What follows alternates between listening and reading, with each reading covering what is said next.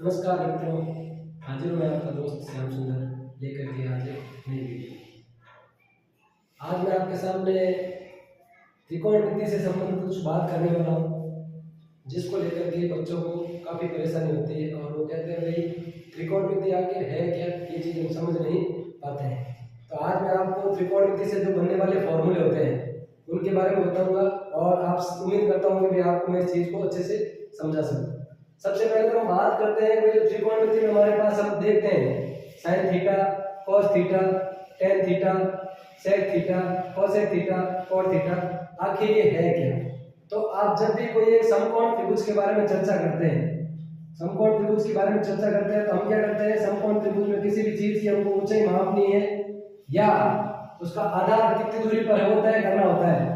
तो हम क्या करते हैं, एक निश्चित जो है, ठीक है, आधार मान करके समकोण त्रिभुज से उसकी ऊंचाई को या उसके आधार को ज्ञात कर सकते हैं। इसके लिए हमको इन साइन, कॉस, टेन, कॉट, सेक, कोसेक जो थीटा है इनकी हमको जरूरत पड़ती है। जैसे अगर मान लीजिए मुझे कुतुब मीनार की ऊंचाई मापनी है, तो कुतुब मीनार की ऊंचाई मापने के लिए मुझे क्या करना पड़ेगा, मैं निश्चित दूरी पर खड़ा हो गया कुतुब मीनार से, और निश्चित दूरी पर खड़ा हो गया तो मैंने वहां से आधार उसका माप लिया और आधार दे करके एक समकोण त्रिभुज बनाते हुए मैंने उसकी ऊंचाई को ज्ञात कर लिया।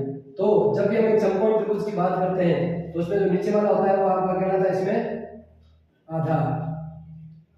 ये वाली जो चीज होती है आपकी सीधी खड़ी है वो हमेशा लंब होती है, आपको पता ही है, और ये चीज होती है आपके कर्ण। तो जब भी हमारे पास तीन चीजें होती है, लंब, आधार और कर्ण, तो हमको फिर ये साइन, कॉस, टेन से संबंधित जितने भी मान है उनकी हमको जरूरत पड़ती है।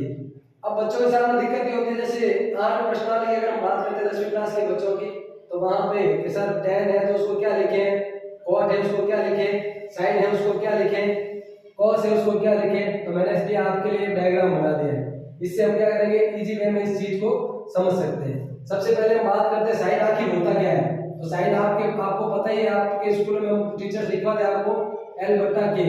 अब L बटा जो K है वो किसको शो कर रहा है, L मींस आपका हो गया लंब और K मींस हो गया आपका कर्ण। यानी अगर आपसे कोई पूछे साइन थीटा इक्वल्स टू क्या हो जाएगा, तो आप कह दोगे लंब बटा कर्ण। उसी तरह पूछे आपको cos थीटा क्या होता है, तब आप कह दोगे क्या, A बटा K यानी आधा बटा कर्ण।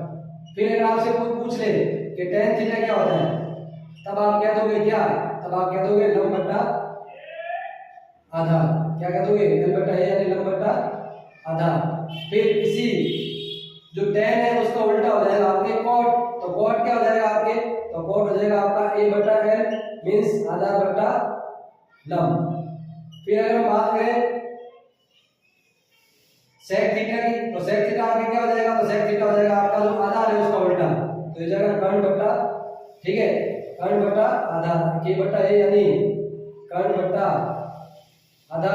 और अगर हम बात कर लेते हैं cosec की, तो cosec थीटा आपके क्या हो जाएगा, तो वो हो जाएगा आपका जो साइन है उसका अपोजिट हो जाएगा, तो K अपॉन L मींस कर्ण बटा लंब से हम इसको क्या करेंगे, शो कर देंगे। ठीक है, तो ये आपके, अगर मैं सीधे सीधे यहाँ से आपको बताता चलूं तो लंब बटा कर्ण का अपोजिट हो रहा है आपका cosec थीटा।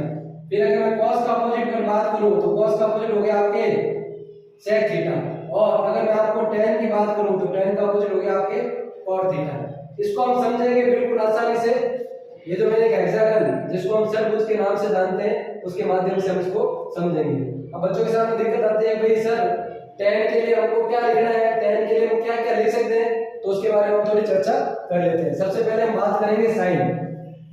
तो साइन जो मैंने आपके लिए डायग्राम बना दिया है उसको हम करेंगे एक तो घड़ी की दिशा में और एक घड़ी की विपरीत दिशा में। घड़ी की दिशा चलती है आपके इस तरह से और विपरीत दिशा हो जाएगी आपके इस तरह से। ठीक है, एक तो घड़ी की दिशा हो जाएगा और एक घड़ी की विपरीत दिशा हो जाएगा।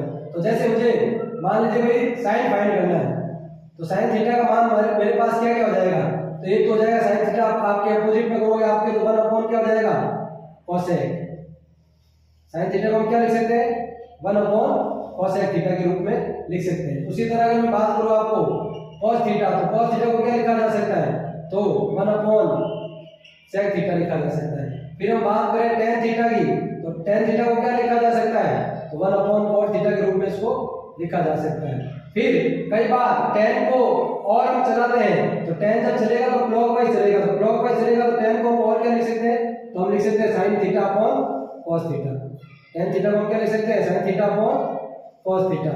फिर आगे चले हम, ठीक है, tan के बाद हम लिख देते हैं किसको, cot को, तो cot क्या हो जाएगा, cot आपके tan का रिवर्स हो जाएगा तो 1 अपॉन क्या हो जाएगा, ठीक है, cos theta equals to 1 upon tan theta, और इसको हम क्या लिखेंगे, ये चलेगा एंटी क्लॉकवाइज यानी उल्टा चलेगा, तो ये हो जाएगा cos theta upon sin theta के रूप में हम इसको लिख सकते हैं। उसके बाद बात कर लेते हैं हम sec थीटा, तो sec थीटा क्या लिखा जाएगा आपके, तो वो लिखा जा सकता है आपके 1 अपॉन cos थीटा, और लास्ट रहेगी आपके, ठीक है, cosec थीटा, उसको हम क्या लिख सकते हैं, तो cosec थीटा को लिखेंगे 1 अपॉन sin थीटा के रूप में इसको हम लिख सकते हैं।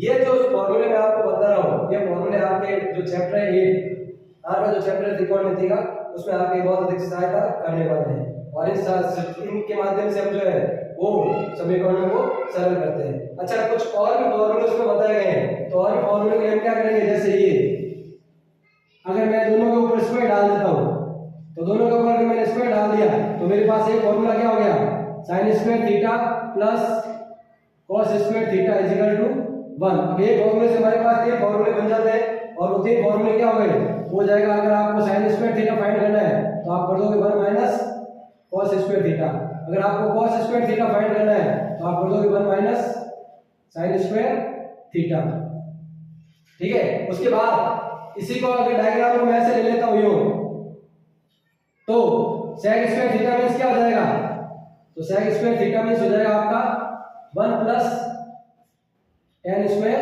थीटा।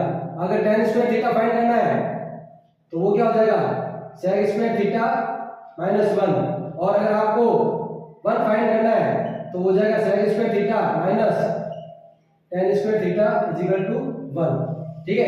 एक आपका और रह गया, वो आपका हो जाएगा ये तीसरा जो इसमें दिख रहा है आपको, ये वाला, ठीक है। अब ये वाला क्या हो जाएगा, तो इसे भी हम फॉर्मूले बना सकते हैं, बिल्कुल बना सकते हैं। तीसरा आपके पास क्या रह गया, तो cosec स्क्वायर थीटा क्या होता है आपके, तो cosec स्क्वायर थीटा मींस होता है आपका 1 प्लस cot स्क्वायर थीटा, यानी 1 प्लस cot स्क्वायर थीटा, उसको आप क्या लिख सकते हो, cosec स्क्वायर थीटा। इसको भी आप और सरल करना चाहो तो cot square theta is equal to क्या हो जाएगा, तो वो हो जाएगा आपके cosec स्क्वायर थीटा माइनस 1, और ठीक है cosec square theta minus cot square theta is equal to क्या हो जाएगा आपके 1 हो जाएगा। तो इस तरह से आपके ये सारे जो फॉर्मूले हैं, ये सारे फॉर्मूले आपके गणित में त्रिकोणमिति से संबंधित जो 8वीं प्रश्नावली है 10वीं में, उसको सरल करने के लिए आपके काम में दिए जाते हैं, और इन्हीं फॉर्मूले से आप पूरा जो है इसको आसानी से समझ सकते हैं।